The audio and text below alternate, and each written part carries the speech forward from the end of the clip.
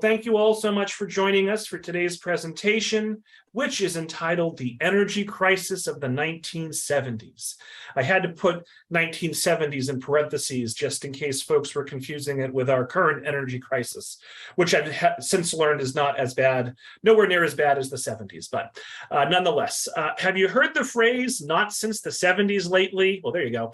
On February 2nd, 1977, less than 2 weeks after assuming the presidency, Jimmy Carter addressed the nation in a televised fireside chat to speak to Americans about the looming energy crisis.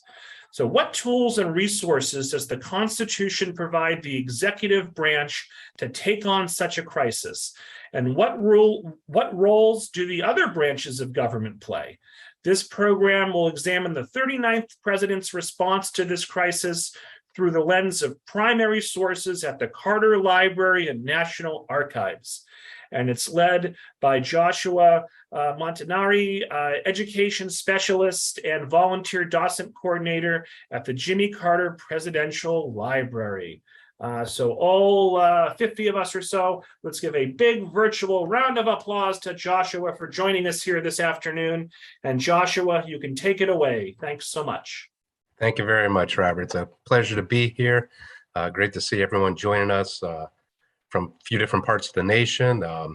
Also Massachusetts. I see some Danvers. I briefly lived in Danvers when I was a National Park Service ranger at Salem Maritime National Historic Site, Massachusetts. So it's nice to be reminded of that place and folks there.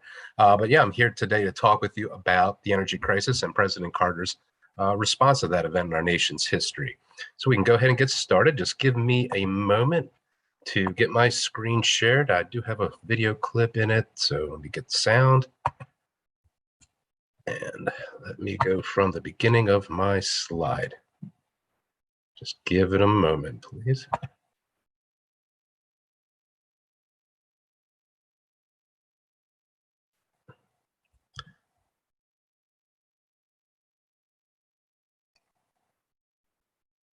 And if you're at my last presentation, you might see a couple slides from that as well. A lot of things in the Carter administration were so interwoven, interlapping. Sometimes I forget which presentation I'm giving because so much of them cross over each other.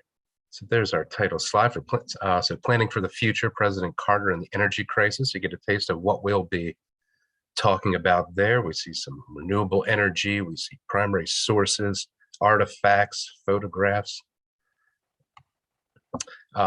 So I am the education specialist at the Carter Library, as Robert mentioned. Our parent agency is the National Archives.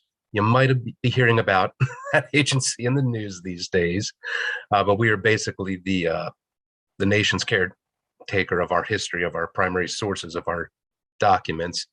We do have facilities all across the nation, not just in Washington, D.C. You can see a list of those on the side of the screen, although you do see our main building in Washington, where the founding documents are housed. Also have some great museum exhibits you can see in there as well if you visit our nation's capital. Here's a map of our current presidential libraries that are open to the public. We do have 13 of those. The Obama Library will be operated by the Obama Foundation, not yet open, but in the very near future. Trump Presidential Library is really just on paper. It's not a brick and mortar operation, so to speak, where you can visit. President Trump has yet to make that decision if he'll have a public-facing institution or not. But these are part of the National Archives. Typically, if a president decides to have a public-facing institution, they have to raise the funds for the land, for construction, and traditionally then management is handed over to the National Archives of its collection and its museum. We are, the Carter Library is in Atlanta, Georgia. Here's a shot from our museum floor. You can see some of our collection. Those are the actual storage containers for a part of that.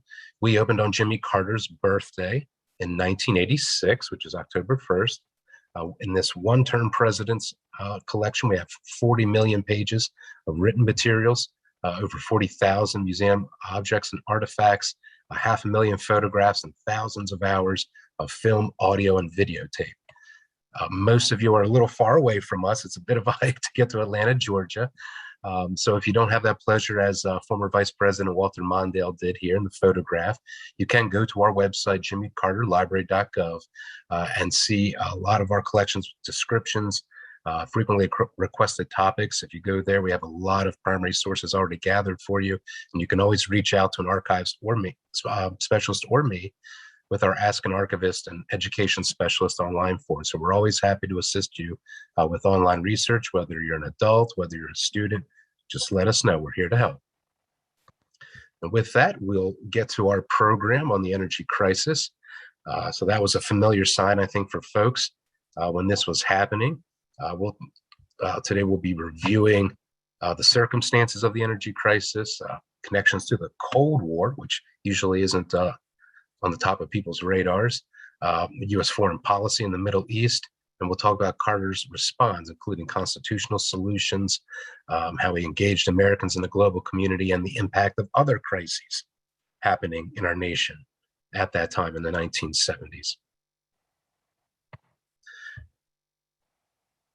So when I talk about the energy crisis, there are a lot of things happening in the Carter administration. I'm reminded of a quote from John Muir, that when we try to pick out anything by itself, we find it hitched to everything else in the universe.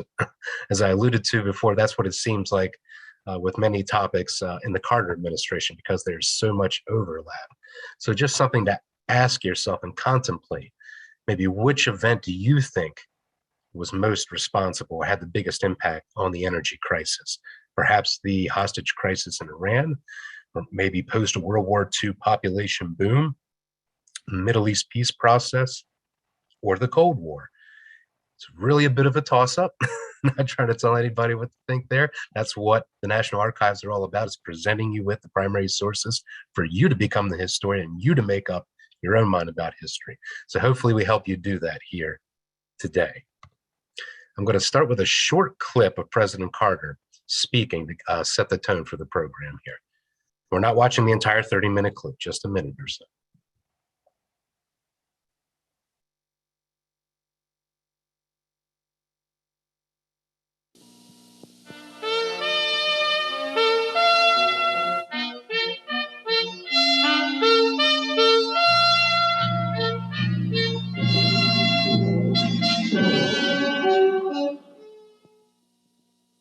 The heart of our energy policy is, the heart of our energy problem is that we have too much demand for fuel. It keeps going up too quickly while production goes down. And our primary means of solving this problem is to reduce waste and inefficiency. Our trade deficits are growing. We imported more than $35 billion worth of oil last year, and we will spend much more than that this year. The time has come to draw the line. We could continue to ignore this problem, as many have done in the past, but to do so would subject our people to an impending catastrophe. Hello, I'm Paul Duke. On April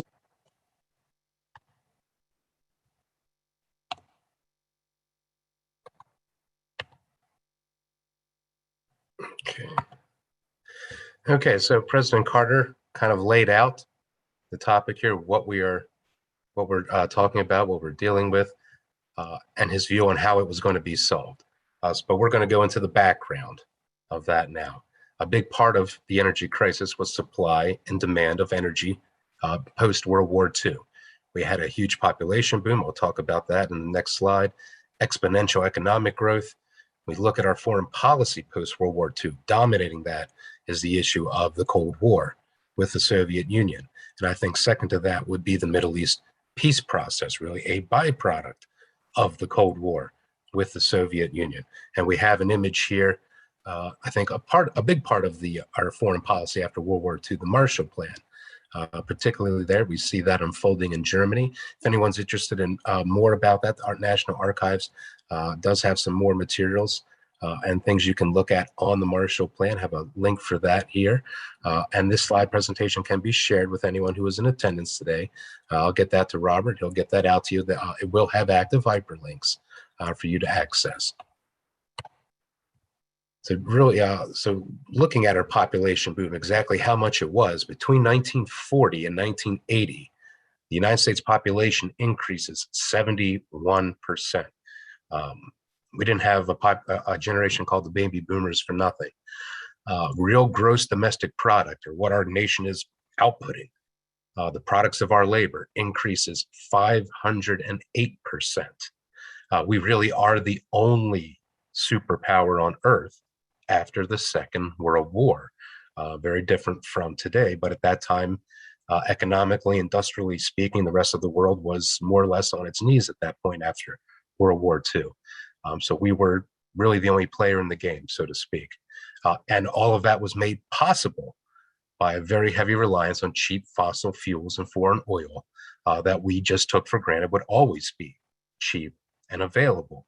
We in the United States imported about a quarter or 25% of OPEC's oil during those years. We see an image of another byproduct of population boom, suburbia that popped up in the United States. One we see that we see there on the left-hand side, something very familiar to many of us today. Something else happening at the time, I just think worth mentioning, but it's there. The environmental movement has been growing in recent decades. When that big, that increase in gross domestic product and the population boom starts catching up with us a little bit later. The 1970s, it is President Nixon who creates the Environmental Protection Agency to help establish guidelines for the environment and enforce them. Really, we were looking at lowering carbon emissions and supporting conservation. So that's a factor going in to the energy crisis. Talking about the Cold War, here is the map where we stood geopolitically in that conflict. The red and pink being the Soviet Union and allies of the Soviet Union, the blue and light blue being the United States and allies of the United States.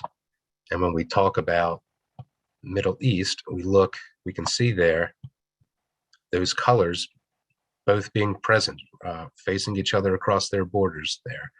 So again, as much as the Cold War affected Eastern Europe, it also affects the Middle East. The Cold War connection, basically the US and the Soviet Union engaged in that it was by proxy, hence Cold War. We never openly confronted each other. This does include Arab-Israeli conflicts in the Middle East taking place more or less from the late 1940s up through the 1970s. The United States' efforts to counter the Soviet influence in the Middle East later results in the Arab oil embargo from 1973 to 1974. The cost of oil went up 350%. That's really the beginning of this. We've all been feeling it in our pockets at the pump lately, but imagine this would be the equivalent of us paying $11 or $12 a gallon for gas today. That's the magnitude of the energy crisis in the 1970s. And we can see some primary sources on our screen about that. Children wondering, is the bomb going to drop? Gas stations being out of gas because of everybody filling up, not just their cars, containers, and them not being able to meet that demand. So we haven't quite gotten to that point. I think our recent crisis was somewhat moderate in comparison to this. So we mentioned those Arab-Israeli conflicts. Here is just a summarization of those beginning in 1948, more or less immediately after the United States recognizing the state of Israel. These begin. First in 48, the biggest one was in 67, the Six-Day War, but the one that sets the Arab oil embargo in motion is the Yom Kippur-Ramadan War of 1973. It was a very hard-fought Israeli victory, not as big of a victory as the Six-Day War. But for the United States' support of Israel in that conflict, the Arab oil embargo is instituted. That's during the Nixon and Ford administrations. And so we can relate to the impact on daily life. Again, it was exponentially more significant in the 1970s, but inflation soared, affects all sectors of the economy, increases consumer prices, Unemployment then rises with those increased costs to employers who are paying now for more fuel that runs their businesses and higher material costs. And the American public is looking to the government for intervention to control what they are calling stagflation, high unemployment, high inflation together. So we actually have one of the lowest unemployment rates in history, but we do have high inflation. So we don't have both of those happening as we did in the 1970s. And we just get another view of what was going on then when we see that rush on the gas station in Portland, Oregon there in December of 1973. So the Constitution more or less lays out a blueprint for any sitting administration or president how to address any crisis, really. So for this and other crises, Carter has congressional legislation at his disposal. Presidents, while they're not members of Congress, can influence passage of that. Executive action, here's where the president does have power. But a reminder that things like executive orders do not take the place of congressional legislation. Basically, more or less, they tend to be things that facilitate something that's already been implemented, but does not have specific instructions on how to go about implementing that law. That's typically what an executive order is, but we'll talk a little bit about that. And as president, Carter has extensive power when it comes to diplomacy, as they do appoint U.S. ambassadors, and they have the power to make treaties with foreign nations with the approval of 2/3 of the United States Senate. So just some basics to go over. It's always good to get back to our constitutional basics and remember that there is a process for resolving things, that we don't live in a dictatorship where someone just declares this or that. So some notable legislation passed by Congress in response to the energy crisis was the Emergency Natural Gas Act, more or less releasing more of that to the public, streamlining the process for doing that. The Department of Energy Organization Act, we see that being implemented in this photograph. That's the swearing in of our nation's first Secretary of Energy, James Schlesinger. So that created the Department of Energy. Before that, it was spread across multiple federal agencies. This really consolidated a lot of those offices into one agency, one cohesive agency to come up with a national energy plan, to plan for the future, not just address things as they come in a disparate manner, but to have a coalesced effort towards determining our energy needs and meeting and addressing them. We have the National Energy Act of 1978 and the Energy Security Act of 1980. So again, Congress just continuing to take action as the energy crisis continued, changed, unfolded. The government was responsive to it as best they could. One part of that, something I think everyone looks at, especially with prices where they have been, is fuel efficiency. That's something we see on the window of cars we're going to buy. What's the city mileage, highway mileage? That begins in 1980 with the Automobile Fuel Efficiency Act, set new corporate average fuel economy standards that were previously set during the Ford administration. Basically increases fuel efficiency, lowering carbon emissions. That's the goals. It promotes domestic automobile production, as we see happening here on the Cadillac assembly line in Michigan in June of 1973. Now, here's where it gets, while we haven't just had a steady increase of progress on this, is that it does provide flexibility for future administrations to adjust standards in response to changing economic conditions.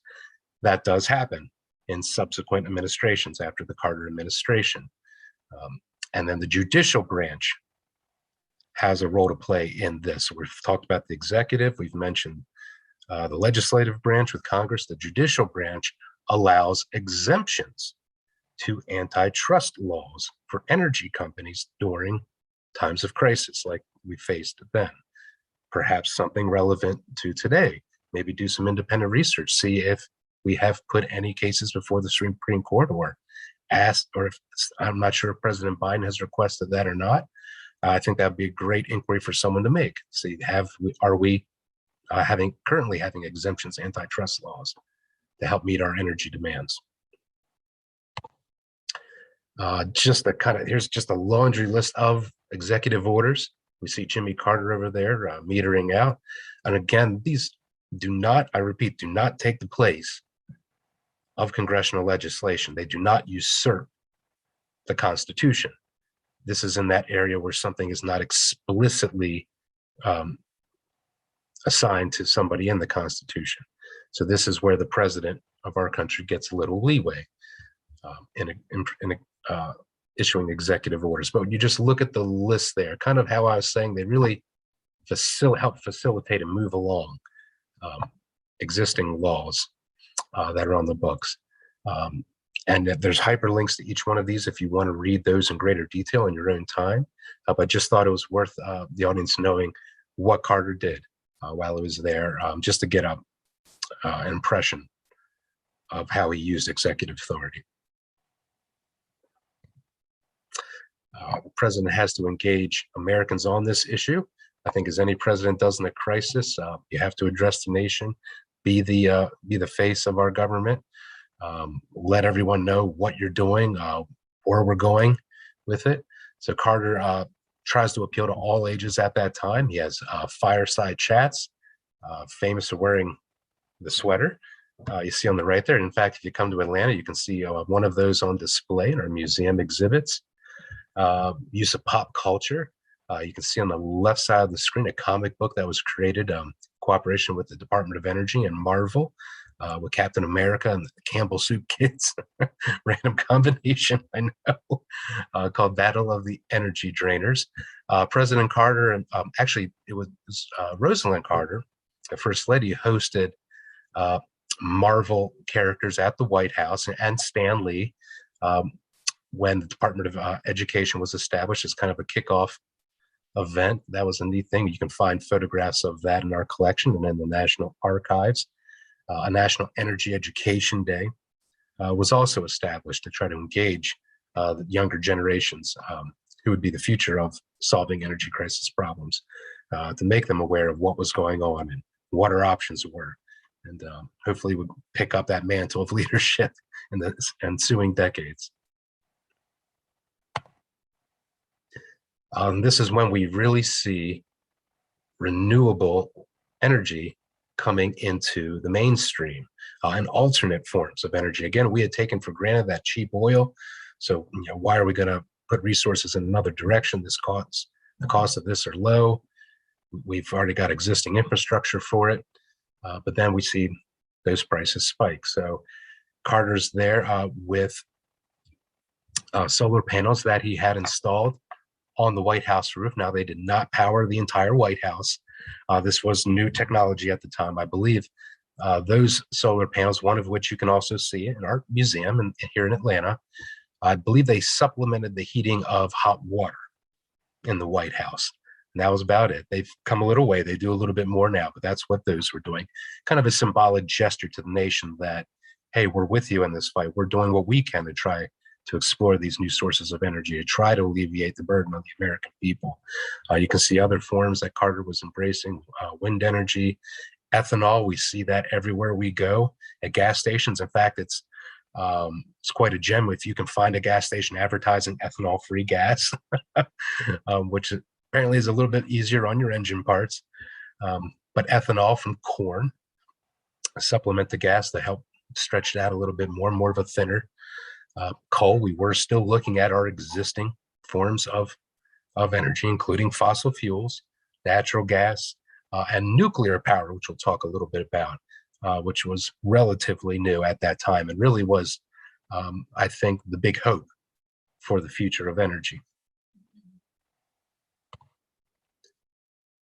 Now, Carter has to engage the global community, specifically the Middle East, where these conflicts are happening that destabilize global energy markets.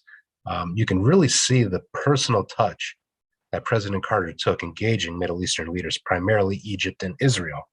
Egypt really was the spearhead of those Arab-Israeli conflicts over the years. So that is the nation that we are focusing on, trying to resolve differences between them and Israel. So we see these handwritten letters, and it's not just this one. If you go into our collections, really you can go to our website under our frequently requested and look under Camp David Accords. We have a lot of great primary sources readily available for you there. We see time and again the leader of the free world, who has quite a few staff at his disposal to dictate letters to, providing these handwritten, personalized letters to other world leaders. This one to Anwar Sadat. And you can really get a feel for it in the second page. Carter really builds him up. You know, the time is now, and your endorsements, what's going to make this happen. But I love the closing, though, showing you that personal touch, literally saying, this is a personal appeal for your support. Your friend, Jimmy Carter, not yours in leadership, not respectfully, but your friend, Jimmy Carter.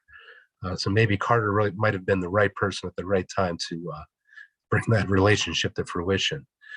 We also have domestic agreements, Alaska natural gas agreement with Canada. We kind of have Canada between us and Alaska.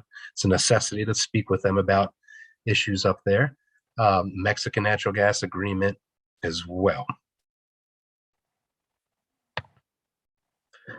Now, in the Middle East peace process, the crux of that is the summit at Camp David. It was 13 days in September of 1978. Very contentious. I think the image here of Carter speaking with Anwar Sadat captures that very well. Sadat had threatened to walk out of these talks after becoming very frustrated with Israeli Prime Minister Menachem Begin. Carter made a personal plea for Anwar Sadat to stay, which he does.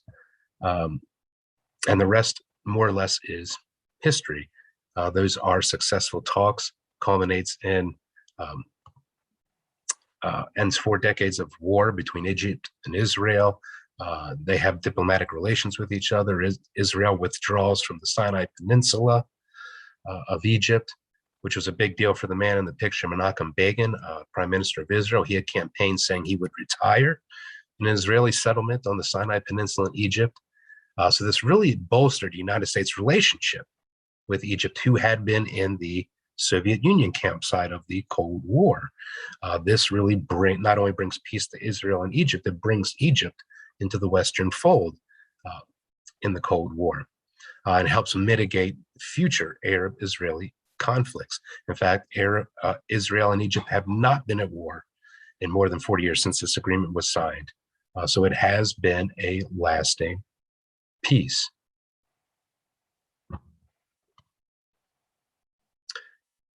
And so the energy crisis is just one of many things on Carter's plate in his term in office.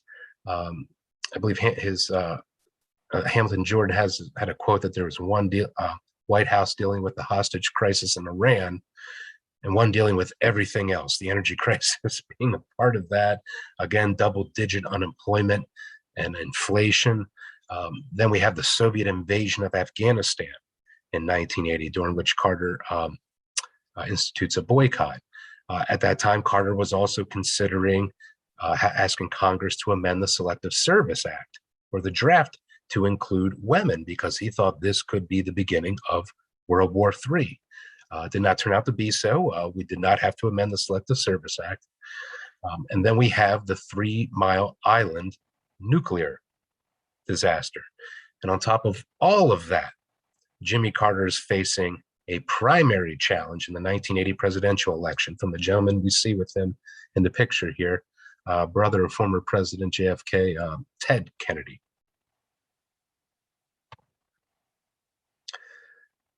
So we'd mentioned congressional legislation before. When we're in that last year in the White House, Carter does pass the most comprehensive conservation law in American history, the Alaska National Interest Conservation Lands Act, or ANILCA. Now, aside from creating like 30, I believe it's 34 new federal public land units in the state of Alaska, a big part of the addressing the energy crisis was providing federal guidance to transportation and utility corridors in Alaska and oil and gas leasing, basically get those materials down to the lower 48, the rest of the country, to help us alleviate our demand for oil and natural gas. So that has a big impact on this crisis, and gives us some amazing national parks and national wildlife refuges and national forests and America's last wilderness up north. Just that we mentioned the nuclear energy, just a brief background on President Carter and nuclear energy. A lot of folks aren't aware that during his time in the military, he had studied nuclear reactor technology and physics when he was in submarine school after he graduated from the United States Naval Academy in 1946. He's still the only president to have graduated from that institution. He is assisting in the design and development of nuclear propulsion plants for naval vessels, in other words, nuclear-powered submarines.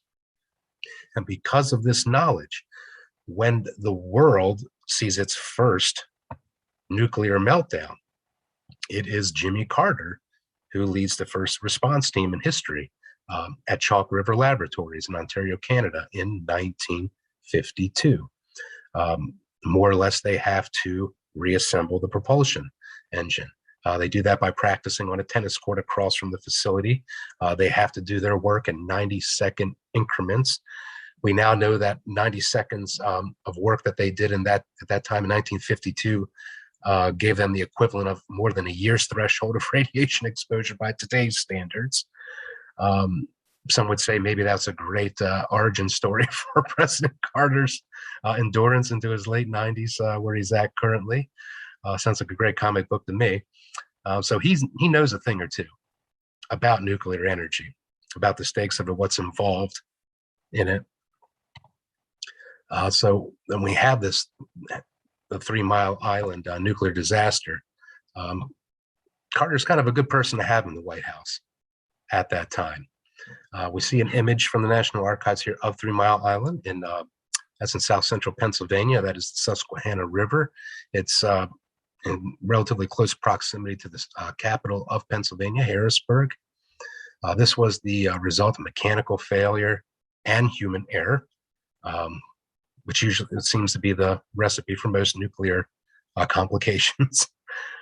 This really turns public opinion against nuclear energy. So we thought this was going to be the clean, almost fix-all solution going into the future. But actually, we have not built any new plants that were not already proposed in the United States since. So that's a key word, proposed. And that gives you an idea of how long the process is for opening a nuclear facility, because we do have new nuclear facilities opening up still. In fact, there's one coming soon in Georgia, where I reside, but it was proposed while Carter was in office. But despite all of that, we still get about 20% of our energy supply today from nuclear energy. So it's interesting to posit, had we not had the disaster of 3 Mile Island, where would we be at today with our reliance on this energy source and our reliance on other energy sources? So I mentioned the hostage crisis in Iran. So this is really an unexpected blow to the Carter administration. We have the Camp David summits result in success, trying to get some control over oil prices. And then the hostage crisis in Iran happens. At that point, Iranian oil is nationalized. And you can see the spike in the chart there where I have that yellow arrow pointing. And you can kind of see that in comparison to some later spikes we have down the line. But that sends prices going right back up. So it really feels like we haven't solved anything after this takes place. So we can look back cumulatively here at Carter's response to the energy crisis. Again, his administration does create the Department of Energy, again, bringing those efforts across the government together into a more cohesive effort. So we now have the first comprehensive energy plan in our nation's entire history. We're not just going through it without any thought to the future. We're actually thinking about that now. U.S. imports of foreign oil does drop from 8.81 million barrels a day in 77 to 6 million barrels a day in 1981. You can check those numbers with the U.S. Energy Information Administration. The concepts of conservation and renewable energy are introduced into mainstream society. They might not take hold for a little bit, but they do come to the forefront of society. Everybody at least hears about them, even if they're not implementing them in their own lives. But stagflation does continue through the Carter administration, with inflation and unemployment both above 10%. That really carries over well into the Reagan administration. And even in the Reagan administration, they're able to tackle inflation, but unemployment back in the 80s, really remained relatively high at that point. So it seems like you can see multiple administrations trying to address that. It's tough to find a perfect fix-all solution to this problem. So just some questions for everyone to consider thinking about this topic. How effectively does the Constitution equip our government to resolve the energy crisis? Do you think it's hindered in any way? Do you think there's room for a constitutional amendment to help our nation or help our government better address crises like we saw in the 1970s and perhaps like we're seeing today? Now, maybe here's a really interesting one to consider. We mentioned that the judicial branch provided regulatory exemptions to energy producers that would typically be deemed unconstitutional in violation of anti-monopoly laws. Do you think that was justified in this crisis? I mean, that's really a kind of a big existential question. What is the point of having these laws or having the Constitution if when rubber meets the road, we just say, we'll suspend that. We'll forget about that for the time being. Not saying that's right or wrong. I just think it's an interesting constitutional question to consider for all of us. Maybe get our gears turning and maybe inspire us to look into some other issues in our nation's history and get better perspective on them. And just something to think about. I think we maybe know the answer to this question, but is energy a matter of national security? It is embedded in our lives. It seems there's little, if nothing, we can do these days that does not involve energy somehow. Even our leisure activities, maybe it involves us driving somewhere, using electricity in our homes. Something for you to chew on and think about. I always like to provide some further inquiry to folks. I don't like to be the end of the conversation. Please, again, check out online resources we have at jimmycarterlibrary.gov or at archives.gov with the National Archives. You can see what the Carter administration thought about their efforts to combat this crisis in the record of Jimmy Carter. We have briefing materials on the National Energy Plan that were provided to Carter. Again, codifications of presidential proclamations and executive orders. I highly encourage you to explore those, see what that's really all about. You can check out the U.S. Energy Information Administration's records on petroleum imports and exports, see our nation's habits over the years. Again, I mentioned Camp David resources. We have quite a few of those on the Carter Library website. I have a link that takes you directly to them. There's a really great Google Arts and Culture exhibit called Searching for the 70s. That's available online. That's really good to go through, trying to take you to the place where this is happening. C-SPAN has President Carter's fireside chat on energy, where he talks on greater length about what our nation's facing and how he plans to meet the challenges of it. Another great one is the Carter's Malaise speech, and that's curated by the American Presidency Project. So as mentioned, I'll make this presentation available in a PDF and share that with Robert, and he can disseminate to attendees. If you have the time, I highly encourage you to check these things out and spend a little time becoming your own historian. So that is the end of the program. Oh, and also if you have some students or you are a student, looking to do a little bit of exercise in your primary source research, go back through the presentation, maybe pick a couple of the primary sources I had and analyze them with the National Archives document analysis worksheets. These are really great if we actually have any teachers in the group, students, any academics. It's always great to once in a while put the training wheels back on to help combat complacency. We all fall into it. So check out those document analysis worksheets. They're available in English or Spanish, and we have them for novice learners and for also secondary students / adults who haven't been in school for a while. So feel free to check all those out. And thank you all so much for joining me here today. I'm going to go ahead and stop sharing my screen, and hopefully we have a little bit of time to address some questions that you might have. All right, Joshua, wonderful job as expected. An anonymous attendee asks, was the Strategic Petroleum Reserve created during the Carter presidency? That's a really good question that I should probably have the answer for. I don't know that off the top of my head, but I will guess that it is, if not the Carter administration, probably between the Nixon, Ford, and Carter administrations. I'm going to bet on one of those three is when that comes into existence, but I don't know for sure. But great question. I'd be interested to know. If anyone in the group knows, feel free to put that in the chat. Someone wants to do a quick Google search. Patricia says, thank you, Joshua, for sharing your program. Michelle says, this was very informational and interesting. Thank you. Gail says, I still remember the Jimmy Carter sweater TV talks and the gas station lines. She also wants to wish Jimmy Carter a belated birthday. Oh, and nice. Gail also liked your cardigan, Joshua. Okay. Thank you for recognizing. This is my fireside chat uniform, as I call it. I like to give in all my distance learning programs. Thank you. When Michelle says, Michelle asks, when students ask how they can help, what would the answer be? I think a great first response to that is be informed.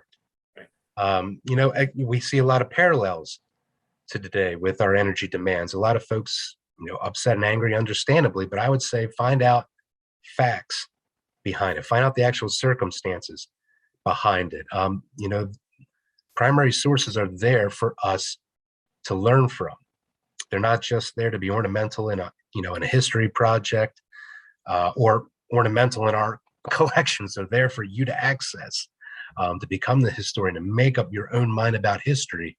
And as I like to say, act accordingly going forward. So get engaged with your history.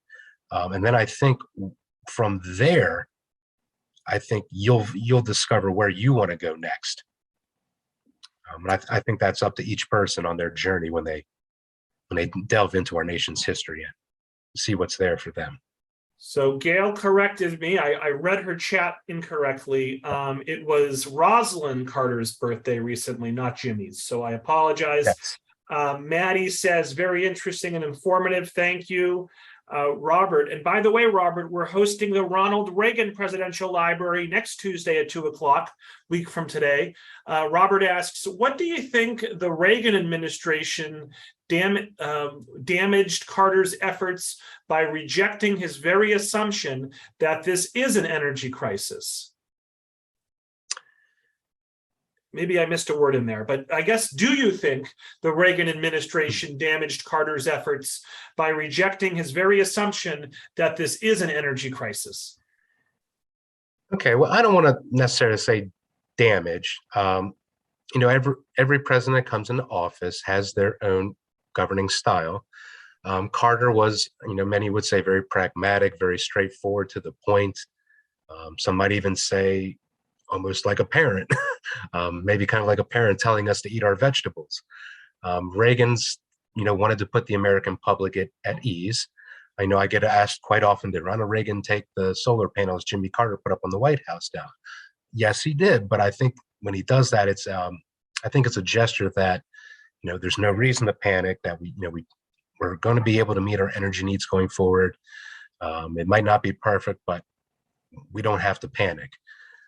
And again, I'm not agreeing or disagreeing with Ronald Reagan's move there. As far as fuel standards, I mentioned there was flexibility provided to succeeding administrations after Carter to amend those in response to changing circumstances. So that was his administration's right to change those. It wasn't illegal what they did. Might have changed the trajectory of things that the Carter administration had determined was the right path for our nation. So, again, I don't want to say damage. I would say they took the country in a different direction, I would say, during his time in office. Barbara says, when I was in fifth grade, this was back in 74, 75, we studied the Alaska pipeline. In general, the government pushed it by saying we would never have to import any more oil. But it seems that the Alaskan oil is being exported, and we are being told that America does not have enough energy domestically. What happened to Americans using Alaskan oil? Okay, well, first off, I'm not, just so everyone understands, I'm not the spokesperson for the government. First, I would say the Alaska oil pipeline was a great example of cooperation across administrations. First proposed in the Nixon administration, continued to the Ford administration, I believe completed during the Carter administration. So that's something positive to latch onto there. I think generally speaking, while our nation has these great sources of oil, we don't so much have the capacity to refine it as much as other countries in the world. A big reason why we import things from them, because it's not the cleanest business, refining oil into the finished products that we use. Naturally, a lot of us let our representatives in Congress know we don't want that in our backyard. We're also trying to keep our air cleaner, all of that. It's all kind of a bigger picture there. So we do use Alaskan oil. Yeah, I can't say they were probably the most accurate, saying that we would never have to import anything again because of Alaskan oil. Again, that's unrefined oil we're talking about, but I mean, it does help in the bigger picture. But no, it wasn't a solve all and end all solution to everything. Just like if we tap the emergency oil reserves, I think we've all seen that. What does that do? Maybe lowers our gas prices 10, 15 cents. Depending on the vehicle you're driving, that maybe doesn't make a big difference, or maybe it makes a huge difference for you. But it was just a part of the solution. I can't, I can't justify or make any excuses for someone saying that was the end all solution. But that, I guess that's what they call, that was just someone trying to get that across be civically engaged to get that accomplished. Again, it was a part of the solution, not the whole solution. Teresa says, thank you. Very interesting and informative. James says, thank you for putting this on and sharing. Anne says, I enjoyed this presentation. It was well organized and I learned a great deal. I was often in line trying to get gas for my car so I could get to work as a teacher. Your use of slides and PowerPoint made the presentation easier to follow, as I could use both my visual and auditory senses. And as Joshua mentioned, I will be emailing the slides out to everyone tomorrow. Gail says we should ask the Reagan presenter about what Reagan did regarding the hostages and the election versus opponent Carter. Start coming up with your questions now, Gail, okay? And then I wanted to save this question for last. This was the first question asked, but I'm going to end it with this question, which is sort of unrelated to the topic at hand, but it actually dovetails nicely into our November topic. James says, I was at the President Carter Library in 2016. I was informed there that Camp David was the biggest thing he completed in his term. Do you feel that this is true? Okay, I have a very interesting perspective on that. I mean, it's definitely one of the landmark accomplishments of the Carter administration. I had the honor and privilege to be in an audience with President Carter, I'm going to say 2019, down in Plains, Georgia, where he and Rosalind reside. I was at a meeting with interns of the Carter Library and the Carter Center. One intern asked President Carter what the greatest accomplishment of his administration was. And without hesitation, Carter answered that normalization of diplomatic relations with China was the greatest accomplishment of his administration, in his opinion. So there's that. There you go. Probably not the answer you were expecting. But on Tuesday, November 29th, so this is like after Thanksgiving, folks. So in more than 3 months, Joshua will be back to talk about the Camp David Accords on Tuesday, November 29th, 2 o'clock via Zoom. Last comments here. Katrina says, thank you for a great presentation. Gail says, I met President Carter after his presidency. He's a class act and kind and gracious. So we'll wrap it there, Joshua. Any last words for the group? I would just say thank you so much for attending. I like to think that I hope that everyone learned something from this. I hope everyone's going to do some further inquiry when they after this, and when they review my presentation. Again, I don't want to be the person telling you what to think about history. I just want to point you in the right direction for you to make up your own mind about. So thank you all for being here with me today, for providing me the opportunity to speak with you. And I'm looking forward to coming back after Thanksgiving to go into greater detail about the Camp David Accords, because I may or may not think that might have been the greatest accomplishment of his administration. There you go. Good cliffhanger. So thanks so much, Joshua. Thank you, everyone, for viewing today. Look for an email tomorrow morning, and I hope everyone enjoys the rest of their day. Thanks again. Bye-bye. Very welcome.